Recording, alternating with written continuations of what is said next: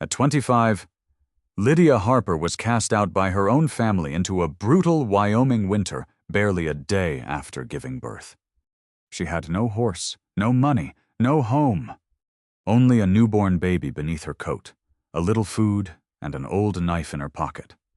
6 days later, starving and nearly frozen, Lydia heard her baby's breathing grow dangerously faint. She knew they might not survive another night. Then, beneath a collapsed creek bank, this abandoned mother discovered something hidden in the frozen earth for decades. What she found wasn't simply a buried secret. It was the beginning of one of the most remarkable survival stories of her life, and the answer to a grieving man's final wish. But first, Lydia had to keep her baby alive until morning. Stay with Lydia to the end, because what she found beneath that frozen ground didn't just save 2 lives, it revealed a final act of kindness no one was ever meant to forget. Lydia Harper was 25 years old when the only home she had ever known closed its door behind her. But long before that morning came, long before she found herself carrying a newborn child into a Wyoming winter, Lydia had learned what it meant to feel alone while still living beneath her family's roof. She was born in the spring of 1871, the only daughter of a farming family in the lonely high country, where the wind could shake a house through the night and winter sometimes buried the fence posts before breakfast. Her father was a stern, hard-working man who believed hardship strengthened the soul. He kept food on the table and a roof over his children's heads. But affection was another matter. Praise was rare. Questions were discouraged. Obedience was expected. Her mother was gentler, though years of yielding to her husband had taught her that silence was often safer than disagreement. And so Lydia learned silence, too. She was not a troublesome girl. She worked hard, spoke softly, and spent much of her childhood trying to become whatever she believed would finally make her father proud. Somehow, it was never quite enough. There was only one place where Lydia did not feel she had to earn the right to be there. Beyond the Harper property, near a creek shaded by old cottonwoods, lived an aging widower and trapper named Amos Bell. Most families kept their distance from him. Lydia did not. Amos taught her to read rabbit tracks, recognize the smell of approaching snow, find dry wood after a storm, and tell which plants could heal and which could harm. Once, while learning to carve, Lydia slipped and ruined a small wooden bird she had worked on all afternoon. "I'm sorry," she whispered immediately. Amos looked at the broken carving, then at the frightened girl. He simply handed her another piece of cottonwood. "Then try again." Lydia never forgot that. No anger, no shame, no sermon about failure. Just another piece of wood. Before Amos died, he gave Lydia his small horn-handled knife. She treasured it, not because it was valuable, but because it was perhaps the first thing anyone had ever placed in her hands without asking for obedience in return. Years later, when Lydia had almost nothing left, she would still have that knife. And on a winter night when her baby's breathing grew frighteningly quiet, the lessons of that lonely old man would return to her one by one. By then, there would be no father to protect her, no mother to call her home, only Lydia, her child, the frozen wilderness, and the little knife in her hand. By the time Lydia Harper was 24, she had stopped expecting life to surprise her. Then she met Nathan Cole. Nathan came through the valley with a railroad survey crew, carrying rolled maps beneath one arm and stories of towns Lydia had only read about in old newspapers. He laughed easily, spoke gently, and did something so simple that Lydia hardly knew what to make of it. He listened to her. He asked what she thought about things. He wanted to know what places she dreamed of seeing. One afternoon, beneath the cottonwoods near the creek where Amos Bell had once taught her to carve, Nathan asked her what she wanted from life. Lydia could not answer at first. No one had ever asked.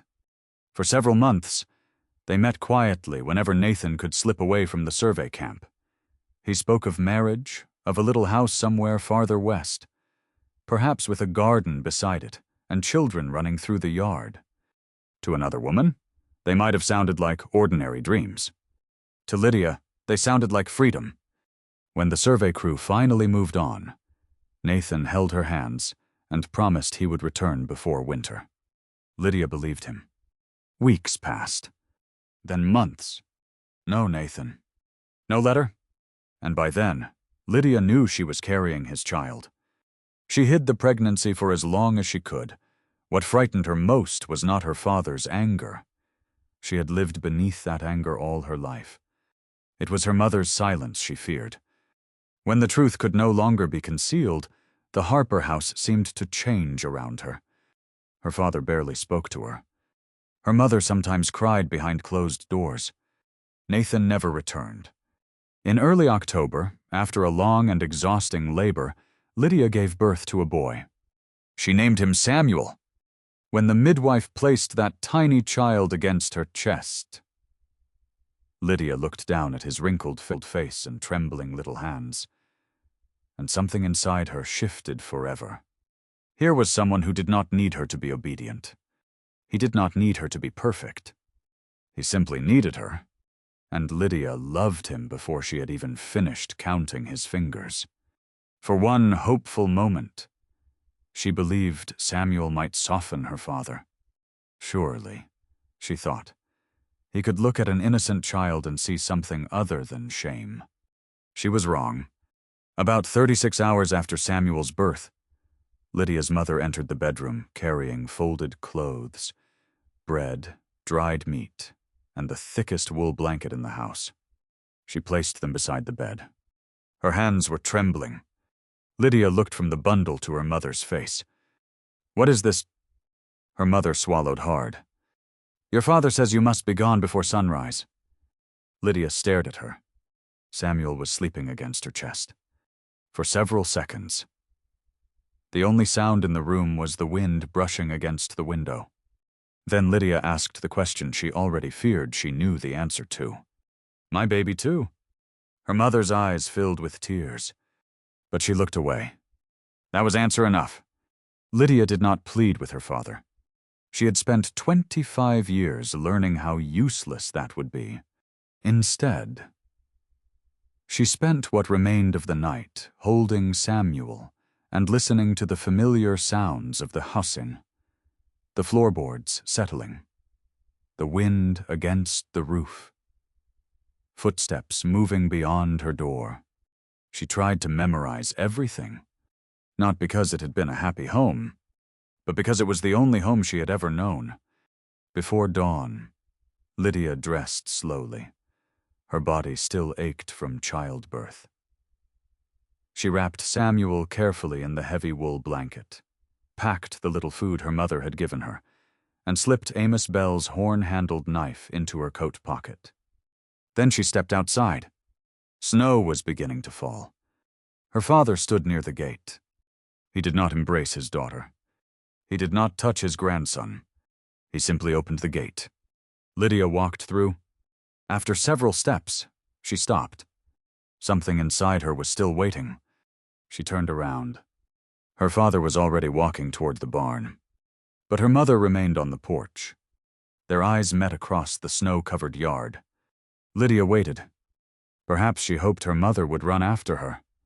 Perhaps she only needed to hear 2 words. "Come back." Her mother lifted one trembling hand to her mouth, but she said nothing. Lydia stood there for another moment, holding her newborn son beneath her coat. Then she turned away. She had no horse, almost no money, no place to go, and winter was coming down from the mountains. As the farmhouse slowly disappeared behind the falling snow, Samuel stirred against her chest. Lydia stopped and kissed the top of his head. She could not promise him a warm bed that night. She could not promise him enough food. She could not even promise that she knew where they were going. But she could promise him one thing. "You won't grow up begging to be loved," she whispered. Then Lydia Harper tightened the blanket around her son and kept walking. For the first few hours, Lydia did not allow herself to think about how far she might have to go. She thought only about the next mile. Then the next. Samuel was wrapped beneath her coat, his tiny body pressed against her chest.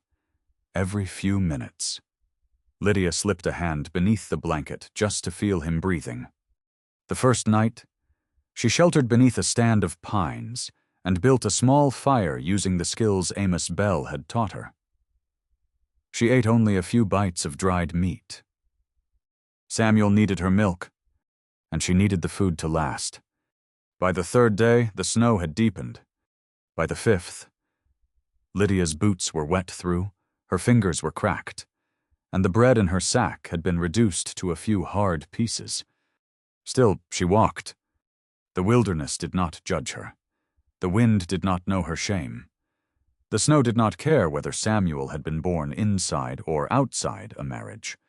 Out there, only one question mattered. Could she keep him alive? On the sixth evening, the temperature fell sharply. Lydia found shelter beneath a rocky ledge and built a fire. But the wind kept stealing its heat. Samuel had cried through most of the afternoon. Then, sometime after dark, he stopped. At first, Lydia felt relieved. Then she touched his cheek. It was too cold. Samuel, she pulled him against her skin and rubbed his back. Come on, sweetheart. Nothing. Panic rose in her throat. She wrapped the blanket around both of them, fed every dry branch she had into the fire, and held him beneath her coat while whispering his name again and again. At last, Samuel made a small sound, barely more than a breath. Lydia closed her eyes. She had never been so grateful to hear anything in her life. She did not sleep that night. Whenever her eyelids began to fall, she remembered Amos telling her that cold could make a tired person feel strangely comfortable just before it became dangerous. So Lydia stayed awake. My baby will not die out here, she whispered into the darkness. By morning, she knew they could not survive another night like that. They needed real shelter. Before noon, Lydia descended into a narrow valley where cottonwoods and willows followed a frozen creek. The banks blocked much of the wind, and for the first time in days, she felt something close to hope. Then she noticed a dark opening halfway up a steep bank.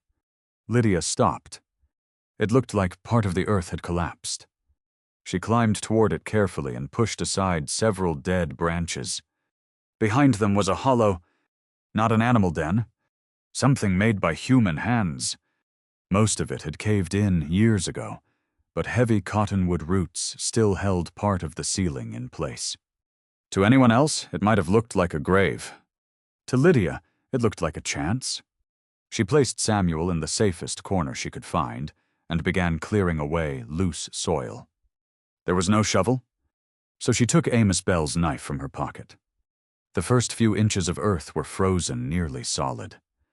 Lydia chipped at them until her hands went numb. When feeling returned, it came with pain. She kept digging. Hours became days. She used the knife, a flat piece of stone, and eventually her bare hands.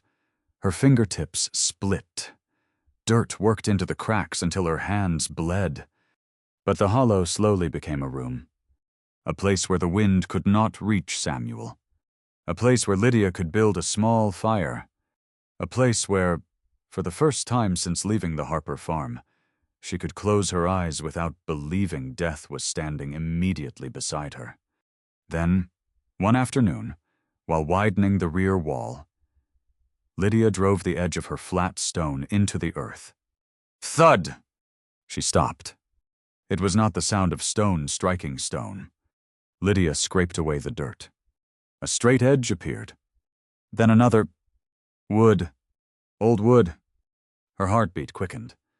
She dug faster until the outline of a small wooden chest emerged from behind one of the thick cottonwood roots. Someone had hidden it there, long before Lydia was born. It took nearly an hour to free it. The hinges were rusted. The wood was dark with age. Lydia worked the tip of Amos's knife beneath the weakened latch and pushed. It broke. For a moment, she simply stared at the closed lid. Then Samuel made a soft sound behind her. Lydia looked back at her son. She had come into this hole looking for nothing more than enough earth between him and the winter to keep him alive. She turned back and slowly lifted the lid. What she saw inside made her forget the cold. Inside the chest, Lydia found a heavy leather pouch, an oilskin bundle, a tarnished silver locket, and a folded sheet of paper sealed with darkened wax. She opened the pouch first. A small stream of gold dust spilled into her palm, followed by several rough nuggets that caught the firelight. Lydia stared at them. She had never held that much wealth in her life. The oilskin contained old banknotes, remarkably well preserved. For a moment, Lydia could only sit there, trying to understand how something so valuable had come to rest inside a forgotten hole in the earth. But it was the letter that held her attention. The paper was yellow and brittle. Across the top was a date. November 1849. Lydia carefully broke the seal. The letter had been written by a man named Elias Whitcomb. He explained that he had come west years earlier, leaving his wife, Margaret, and their young son behind. His plan had been simple: find enough gold to buy land, build a proper house, and then send for them. And somehow, against all odds, he had succeeded. The gold inside the chest was supposed to purchase their future. So Elias waited. One season became another, then another. Nearly 3 years passed. Finally, a letter reached him. His wife and son had fallen ill during their journey west. Neither survived. Lydia stopped reading. Behind her, Samuel slept quietly beside the small fire. She looked at him for a long moment before returning to the page. Elias wrote that after learning of their deaths, the gold no longer meant anything to him. His health was failing, and he believed another hard winter would be his last. He had no family left to claim what he had found. So he buried it, not because he wanted it forgotten, because he hoped someday it might still do what he had intended it to do. Give a family a beginning.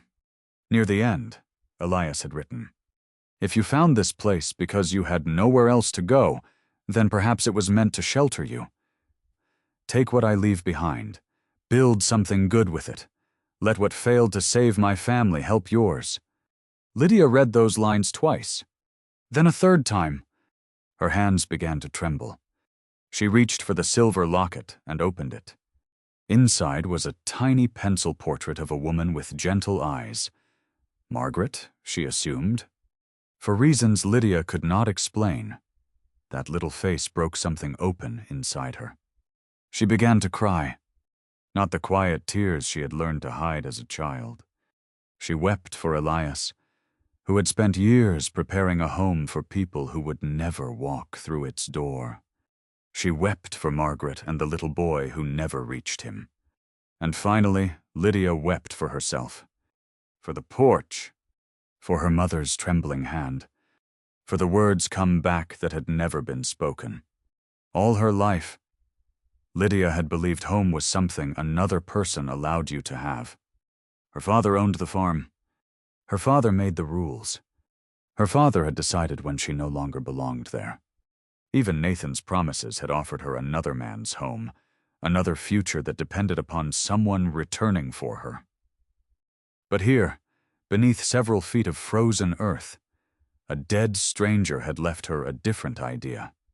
Perhaps a life did not always have to be given to you. Perhaps sometimes it could be built. Lydia looked around the crude shelter. The walls were still dirt. Her bed was pine boughs. Smoke stained the ceiling, and outside, winter still waited with enough cold to kill them both. The gold had not changed any of that. It could not feed Samuel unless Lydia carried it somewhere and traded it. It could not cut firewood. It could not build a door. It could not keep the fire burning while she slept. And Lydia understood something important. The chest had not rescued her. It had given her a chance. There was a difference. She closed the locket, and wrapped the letter carefully in its oilskin. Then she placed most of the gold back inside the chest. Samuel stirred. Lydia lifted him into her arms. For the first time since leaving her father's farm, she did not picture herself as a woman who had been thrown away.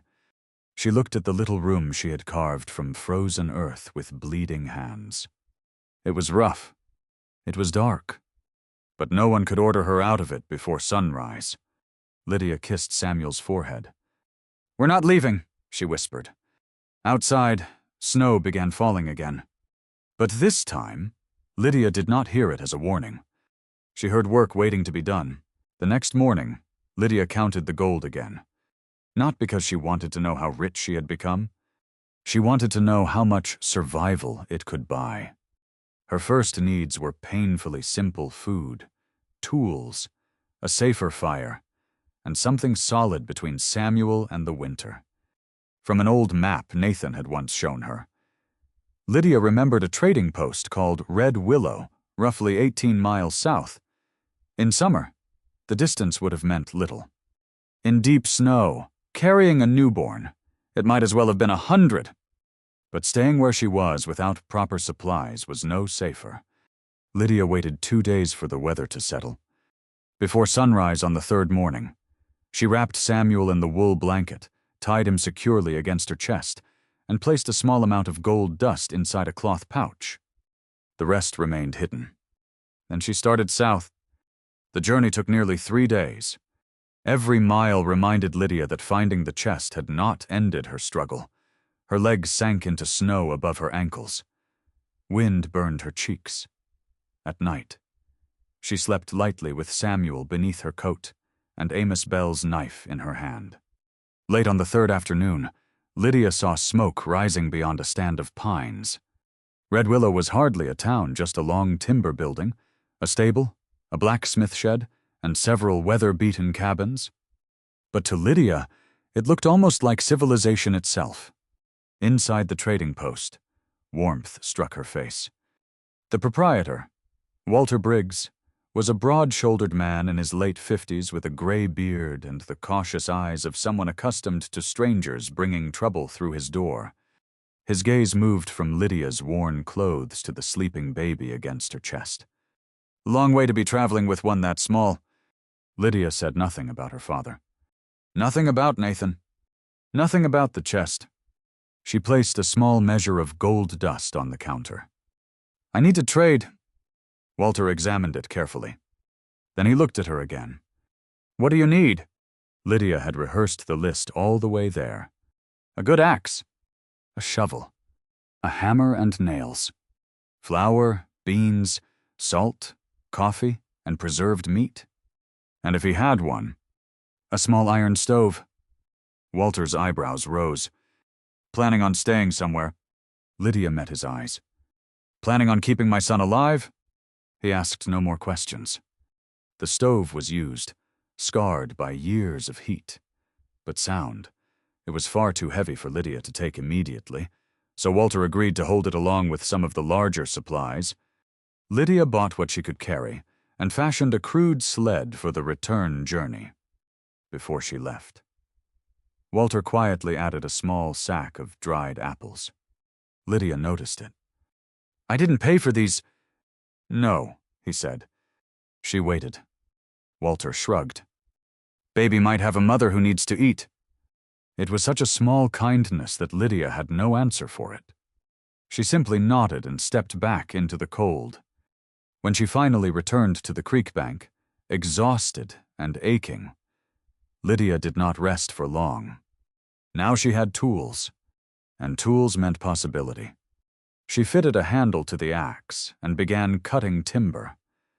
She strengthened the entrance with logs, packed the gaps with clay and moss, and built a rough wooden door.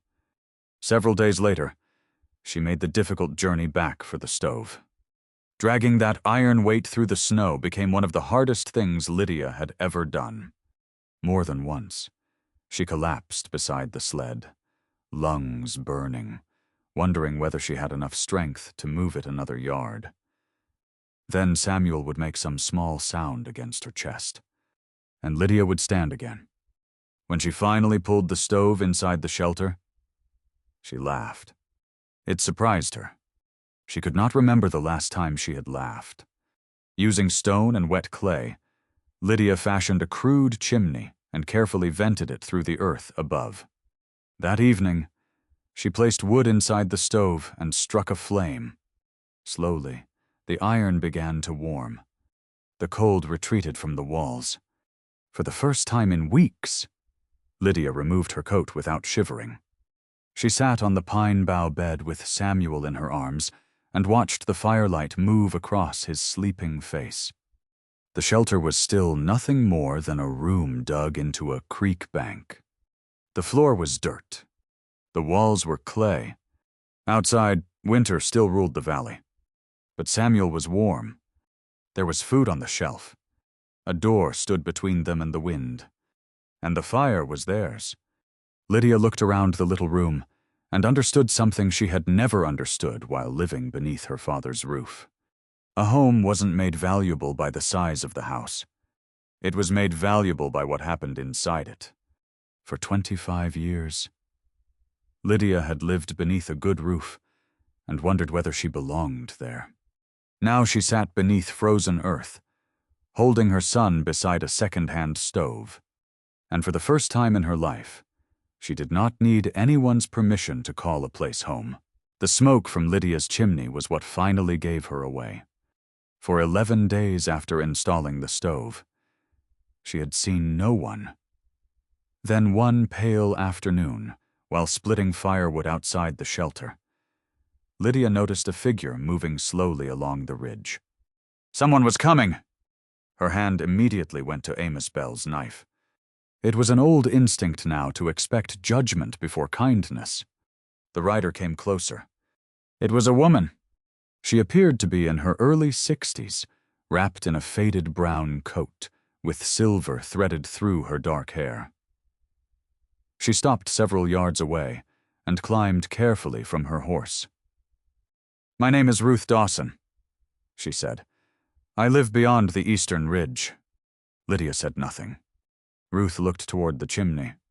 "Saw your smoke?" Then she lifted a covered basket from her saddle. "Thought whoever was making it might appreciate something warm." Inside was chicken stew, fresh bread, and a small jar of milk. Lydia stared at the food. "What do you want?"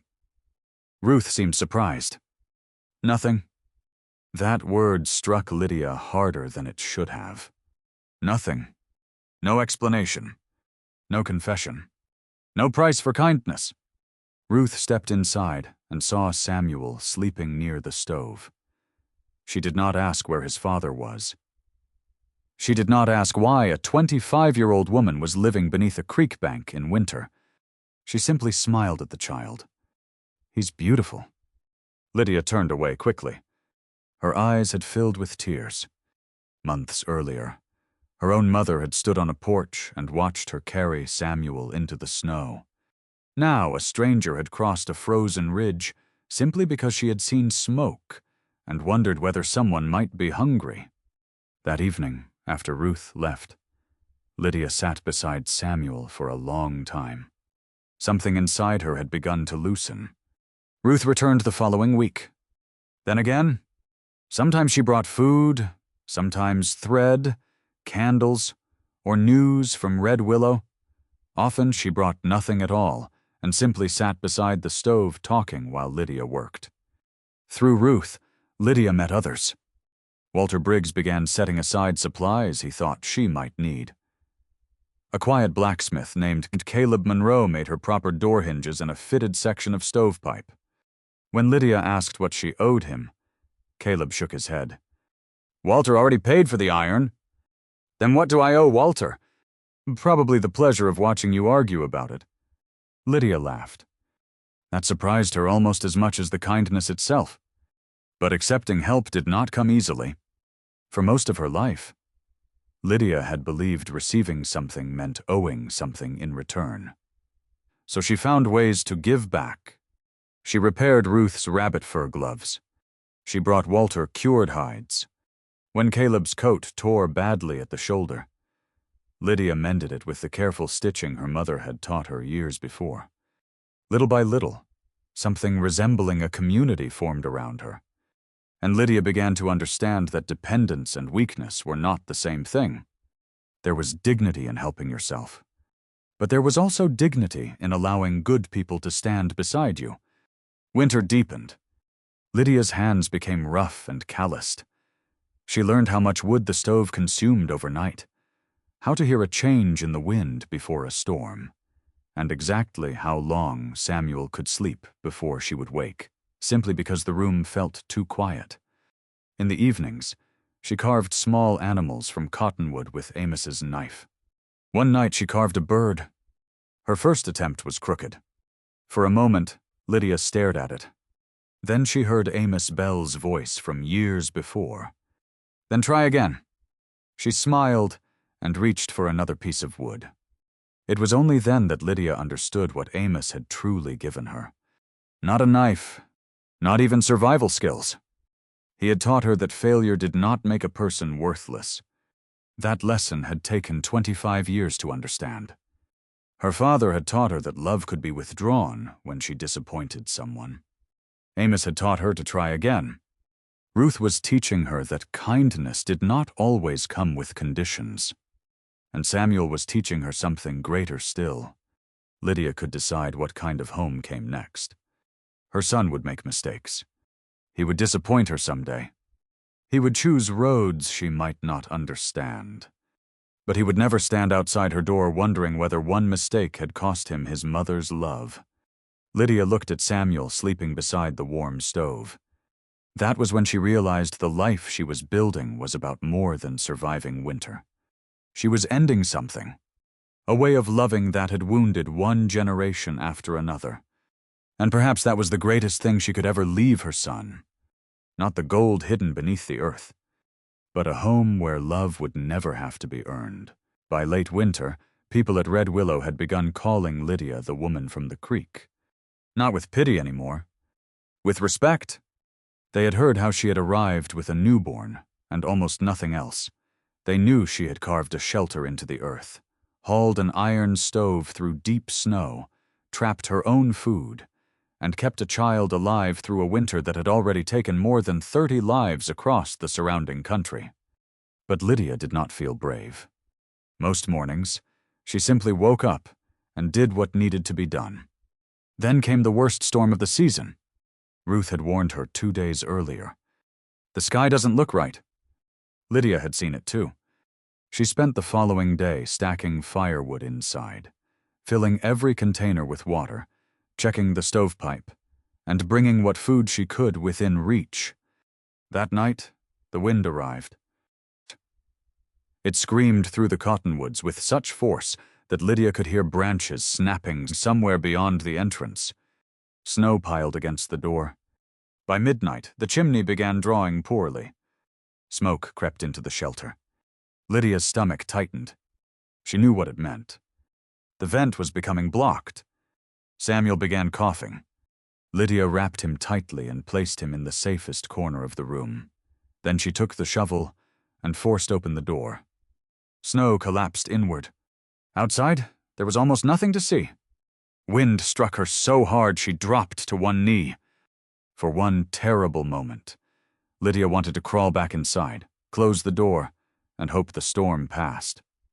Then she heard Samuel cough again. She went out. On her hands and knees, Lydia dug toward the chimney outlet. Snow filled the hole almost as quickly as she cleared it. Her fingers burned inside her gloves. Ice gathered in her hair. She kept digging. Not because she was fearless, because someone she loved was waiting behind her. When Lydia finally cleared the vent, smoke began rising into the storm. She crawled back inside, closed the door, and collapsed beside the stove. Samuel was crying now. Lydia gathered him into her arms, and she laughed through her tears. "That's right," she whispered. "You go ahead and cry." That sound meant he was breathing. For 2 more days, the storm buried the valley, but the little stove kept burning, and so did Lydia. When the weather finally broke, Ruth and Caleb came through the snow to check on her. They found Lydia outside, already clearing the entrance. Ruth stared at the drifts surrounding the shelter. "How did you manage?" Lydia rested both hands on the shovel. For a moment, she thought of everything that had brought her there. Her father's gate, her mother's silence, Nathan's promise, Amos Bell's knife, Elias Whitcomb's letter, Walter's dried apples, Ruth's first basket of stew, Caleb's hinges. There was no single answer. "I just kept going," Lydia said. Spring came slowly after that. First came the sound of dripping water. Then patches of brown earth appeared beneath the trees. One morning, Lydia stepped outside and heard a bird singing from the cottonwoods. She stood perfectly still. She had almost forgotten that winter could end. Samuel was stronger now. His cheeks were full. And when Lydia lifted him toward the morning light, he reached for her face and smiled. She carried him to the entrance of the shelter and sat where the sunlight touched the ground. Then she took two objects from her pocket: Amos Bell's horn-handled knife and Elias Whitcomb's silver locket. One man had given her knowledge. Another had given her a chance. Strangers had given her kindness. But Lydia finally understood that none of them had built this life for her. They had placed something in her hands. She had chosen what to do with it. Her thoughts returned to the morning she had left the Harper farm. She could still see her mother standing on the porch. For months, that memory had ended the same way. Lydia waiting? Her mother saying nothing. Lydia walking away. But now, for the first time, she allowed the memory to continue. Because after she walked away, she survived. She found shelter. She built a fire. She accepted kindness. She became someone's mother without repeating the cruelty that had wounded her. And she built a home. Lydia looked back through the open doorway. The walls were still earth. The furniture was simple. The old iron stove was scarred black from months of use. Samuel's little wooden bird rested on the shelf. It was not the home Nathan had once promised her. It was not the home her father had taken away. It was better for one simple reason. No one inside it would ever have to earn the right to be loved. Lydia kissed her son's forehead. For most of her life, she had waited for someone to give her a place where she belonged. It took losing everything for her to understand. Sometimes home is not the place that takes you back. Sometimes home is the place you build so that the person you love will never have to beg to come back. By spring, Lydia understood that the gold had never been the greatest thing she found beneath the frozen earth. One evening, she picked up the little wooden bird she had carved for Samuel and remembered Amos Bell's words from long ago. Then try again. At last, she understood. Amos had given her another chance to learn. Elias Whitcomb had left another family the future his own family never received. And Lydia would give Samuel something she had spent her whole life longing for: a home where love did not have to be earned. She could not change her father. She could not make her mother call her back from that snowy porch. But she could decide where that pain ended. Perhaps that is the legacy that matters most. We cannot choose every wound life gives us, but we can choose what we pass on to those who come after us. Lydia entered that winter believing she had lost her home. By spring, she had built something far greater, a place where her child would always know he belonged. And maybe a good life is not one lived without scars, but one that leaves fewer scars on the people we love. If Lydia's story touched your heart, please like, subscribe, and share it with someone who may need its message today. And tell us in the comments, what lesson from your past are you passing on to the next generation?